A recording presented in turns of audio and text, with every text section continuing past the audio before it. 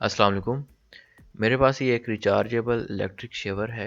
इसकी बैटरी ख़राब हो चुकी है और अब मैं इसको डायरेक्ट 220 वोल्टेज पे चलाना चाह रहा हूँ। उसके लिए हमें एक डीसी चार्जर या डीसी सप्लाई चाहिए होगी। पहले भी मैंने इसको ट्राई की थी इसको डायरेक्ट चलाने की, लेकिन उसमें प्रॉब्लम ये आ रही थी कि जो इसकी मोटर है वो रुक रुक के चलती है, कंटिन्यूसली नहीं चलती। तो आज उसका सलूशन मैं इस वीडियो में शेयर करूँगा। हम इसको जल्दी से खोल देते हैं।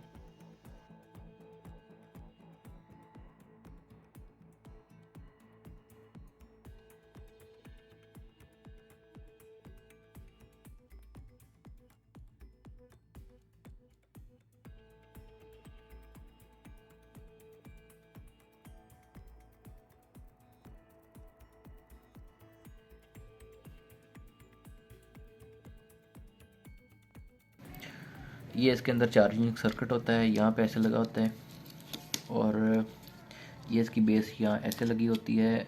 यहाँ हम 220 वोल्टेज देते हैं, यहाँ सेल होता है, ये उसको चार्ज करता है। वो मैंने पहले निकाल दिया था क्योंकि मैं जैसे कि पहले बता चुका, मैंने इसको डायरेक्ट करने की कोशिश की थी लेकिन वो नहीं हुई थी, मोटर कंटिन्यूसली नहीं चल रही थी। ये शेवर मशीन है। इसको बड़े एहतियात के साथ डिसअसेंबल करते हैं हम। ये इसका कटर है, इसको हम साइड पे रखते हैं। ये मोटर है और ये इसका चार्जिंग सर्किट है। हम ये ऑन ऑफ बटन जो है ना, इसका यही इस्तेमाल करेंगे ऑन ऑफ के लिए। हम यहाँ पे इस मोटर को ऐसे लगा देंगे। मैं इसकी ये जो है एसी इनपुट वाली ये भी काटने लगा हूँ क्योंकि मुझे नहीं, हमें नहीं चाहिए ये।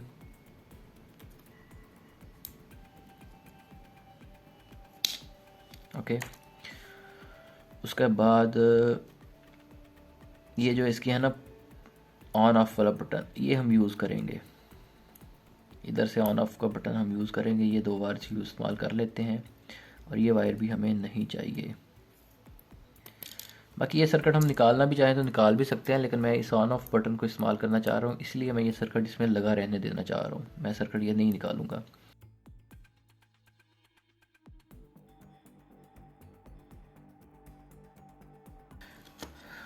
अब क्या करेंगे हम, ये जो है ना इसकी ये पॉजिटिव वायर, ये यहाँ पे हम ये एक सॉकेट कहते हैं इसको, फीमेल कनेक्टर भी कहते हैं। ये हमारी जो 12 वोल्ट का चार्जर होता है उसमें ये परफेक्ट बैठता है। आप यहाँ पे मोबाइल चार्जिंग की बेस होती है वो भी यहाँ पे लगा सकते हैं।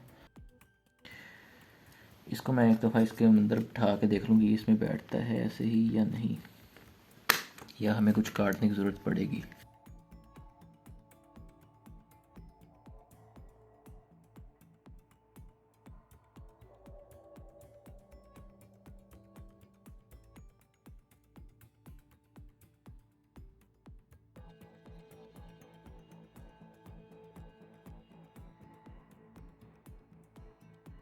परफेक्ट बैठ रहे हैं। ओके, इसको हम अपनी मर्ज़ी से जिधर चाहते हैं, इधर इधर ठीक है। ओके, अब ठीक है। हम क्या करेंगे जी, इसका जो ये अंदर वाला पॉइंट होता है ना, ये वाला, ये इसका प्लस होता है और ये जो इसका ये पॉइंट होता है ये नेगेटिव होता है। हम क्या करेंगे, इस वायर को, ये इसको प्लस को हम डायरेक्ट यहाँ पे प्लस के साथ सोल्डर कर देंगे।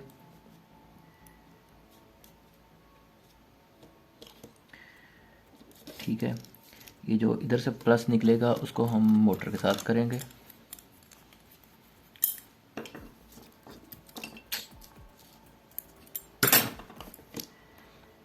और जो इसकी नेगेटिव होगी वो इसकी नेगेटिव के साथ करेंगे। मैं आपको साथ साथ समझा रहा हूँ, उम्मीद है कि आपको समझ आ रही होगी।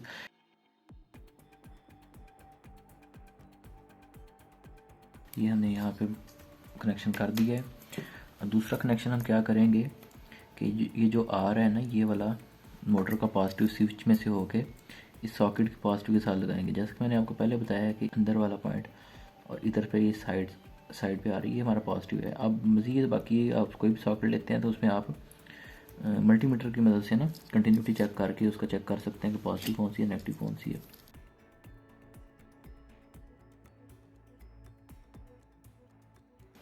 ओके, ये लग चुका है। ये जो नेगेटिव है ना, ये नेगेटिव डायरेक्ट ये वाला पॉइंट होता है, इसमें हम लगा देंगे।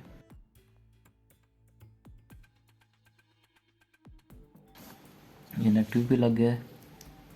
अब ये सर्किट जो है ना, ये दोबारा मैं इसमें वहीं पे लगा रहा हूँ, इधर से हमने निकाला था।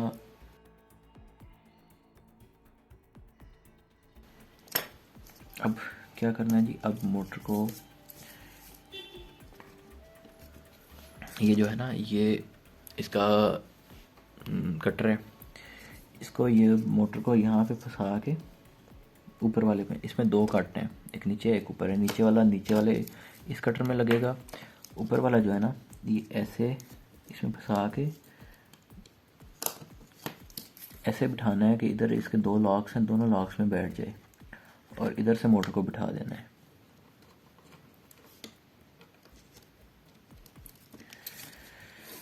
अब क्या करना है जी, इस जो बेस को हमने ये बेस यहाँ पे बेस के लिए सुराख बनाया था, उसको यहाँ पे फिट करना है।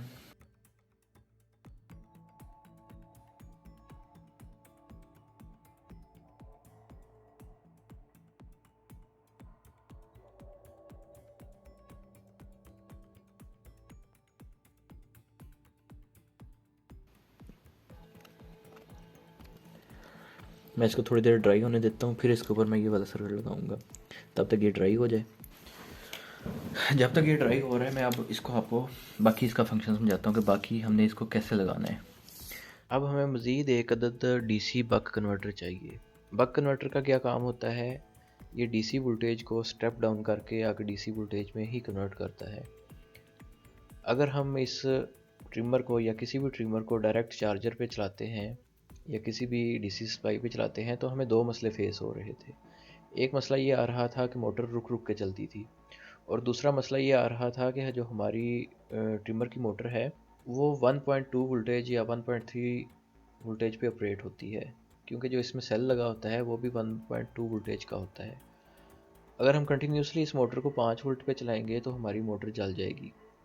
ये जो डीसी कन्वर्टर आप देख रहे हैं, इसके दो फ़ायदे होंगे। एक तो ये कि हमारी मोटर रुक रुक के नहीं चलेगी, कंटिन्यूसली चलेगी, जो कि सबसे बड़ा मसला हमें फेस हो रहा था। और जो दूसरा प्रॉब्लम हमें फेस हो रहा था कि हमारी जो मोटर है वो 1.2 1.3 वोल्टेज पे ऑपरेट होती है, तो वो हम इस डीसी बक कन्वर्टर की मदद से जो हमारे इनपुट वोल्टेज होंगे डीसी के, उसको हम अपनी मतलूबा जो रिक्वायर्ड हमारे वोल्टेज होंगे उतने हम एडजस्ट करके आगे आउटपुट ले सकते हैं। या पिक्चर में भी देख सकते हैं, लेफ़्ट पे इनपुट मार्क किया है, इनपुट पोर्ट है, राइट पे आउटपुट पोर्ट का शो हो रहा है, और ऊपर एक वोल्टेज एडजस्टमेंट का शो हो रहा है।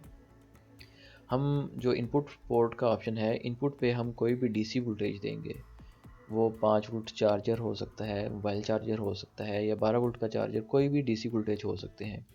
और आउटपुट पे हम अपने मतलूबा आउटपुट, वो जो ऊपर वोल्टेज एडजस्टमेंट की पोटेंशियोमीटर नज़र आ रही है, उसको राइट या लेफ़्ट घुमा के हम अपने मतलूबा रिक्वायर्ड वोल्टेज ले सकते हैं।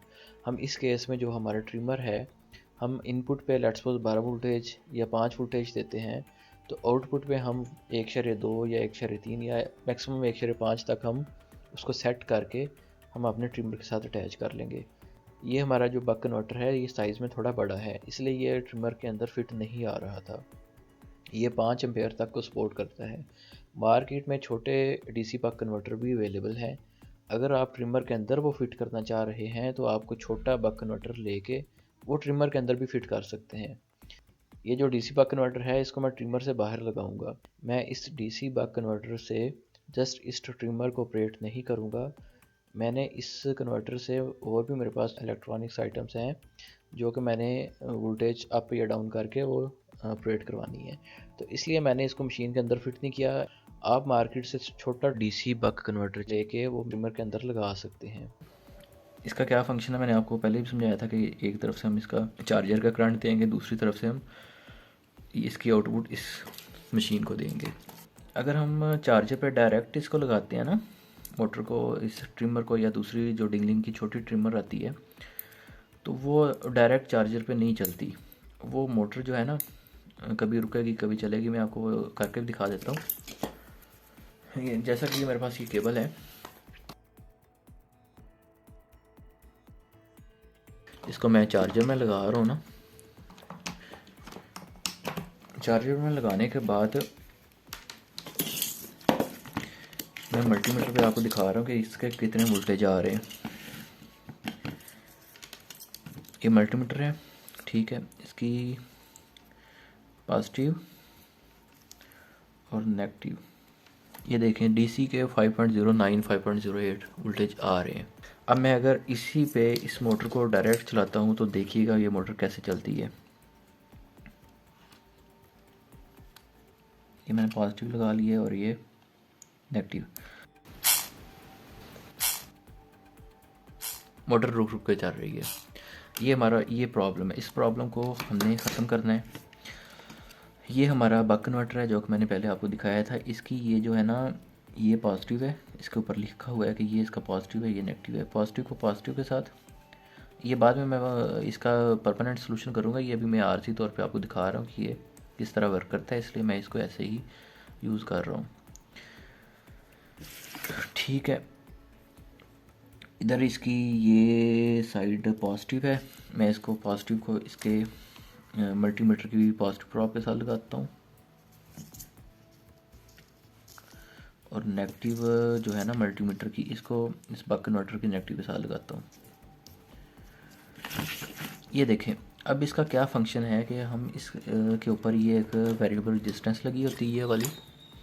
हम इस वेरिएबल रेजिस्टेंस को अपनी घुमा के ना अपनी मर्ज़ी का आगे से करंट ले सकते हैं। अब जैसे कि इस पे 1.24 मैंने पहले भी सेट किया था, सेट करके ये मोटर चेक की थी, 1.24 है, ठीक है। मैं इसको अगर क्लॉकवाइज मतलब इस तरह राइट साइड को घुमाता हूँ तो ये देखें इसका करंट जो है ना वो बढ़ रहा है, 1.25 हो गया है। इसको मैं जितना राइट साइड को घुमाई जाऊँगा उतना ये करंट ज़्यादा दिया जाएगा।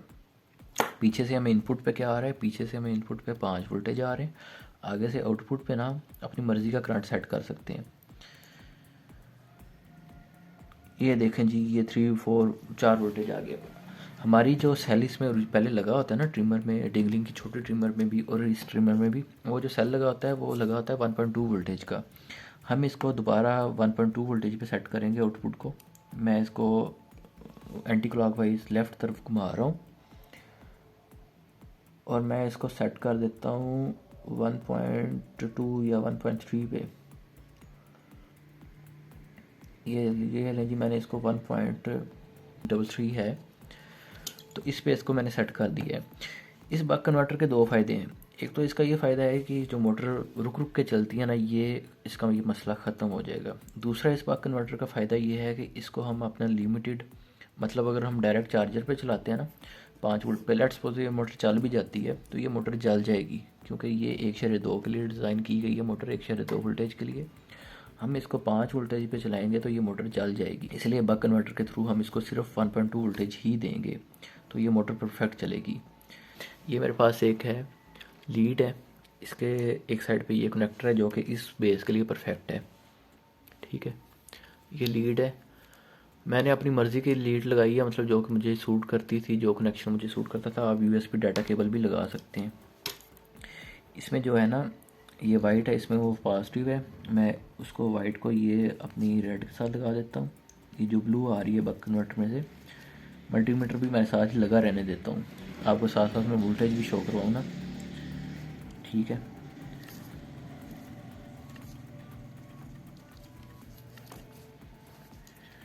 ये लें जी, ये मैंने इसका ये वाली वायर लगा दी है। अब क्या करना है जी, ये बटन का भी फंक्शन मैं आपको दिखाता हूँ। अब ये देखें, ये मैं लगा रहा हूँ इसमें, ओके, कनेक्शन हो गया है। अब ये जो बटन है मैं जैसे ही इसको ऑन करता हूँ मोटर डायरेक्ट चल रही है। इसको हम लेट्स सपोज थोड़ा सा स्पीड में चलाना चाह रहे हैं तो मैं इसको क्लॉकवाइज घुमा के इससे ना वोल्टेज थोड़ा सा बढ़ा देता हूँ। अब है 1.32, ऑफ करता हूँ तो 1.35 वोल्टेज हो जाते हैं, ठीक है। 1.36 मैंने इसको कर दिया, बिल्कुल परफेक्ट हो गया काम। अब मैं क्या करता हूँ, कनेक्शन वगैरह सारे उतार के अब इसको हम बंद करते हैं। बंद करने के बाद ये वाला जो सर्किट है ना, ये मैं बाहर लगाऊंगा, ये अंदर नहीं लगा रहा।